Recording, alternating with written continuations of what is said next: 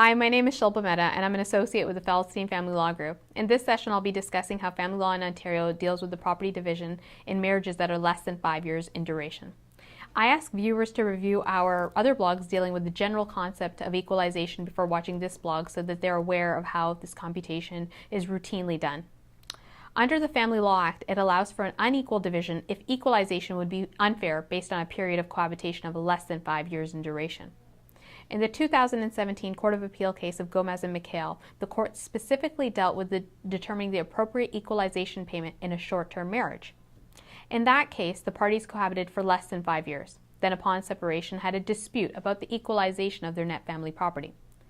Under the expanded rules for summary judgment in Ontario, the wife moved for a summary judgment with respect to her calculation of the net family property. The wife sought a judgment for $286,000 being the full calculation, or alternatively 4/5 of that amount being $214,000, presumably on the basis that the period of cohabitation was 4 out of the 5-year period. The husband sought summary judgment dismissing the plaintiff's claim for an equal or unequal amount of the net family property, given that he brought the matrimonial home into the marriage and that the period of cohabitation was under 5 years. The wife argued that the trial judge erred by going outside the parameters of the motion before him.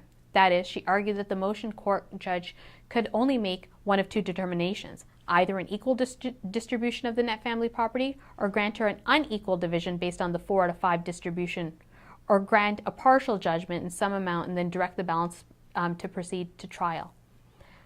The Court of Appeal bluntly pointed out that this is not the way motions for summary judgment, especially dueling motions, work.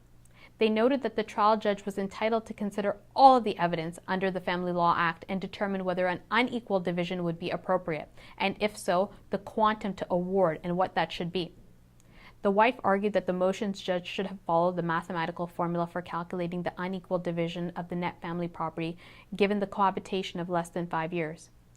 There have been some Ontario cases that did apply a mathematical formula by fixing an unequal division of net family property as a percentage of the 5-year statutory period. The Court of Appeal rejected that argument.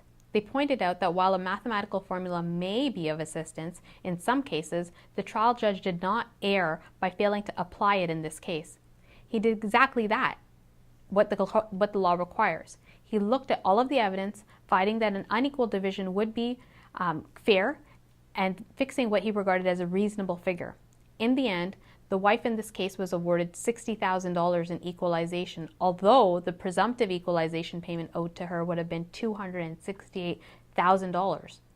This case is reflective of the fact that each case of unequal division is decided on a fact-specific basis, and therefore it is important for parties faced with this sort of situation to consult with an experienced family law lawyer to ensure that the facts of their case are properly canvassed before a judge. If you require further information regarding this matter or simply wish to consult with a family law lawyer about the separation and divorce process, please contact us at 905-415-1636.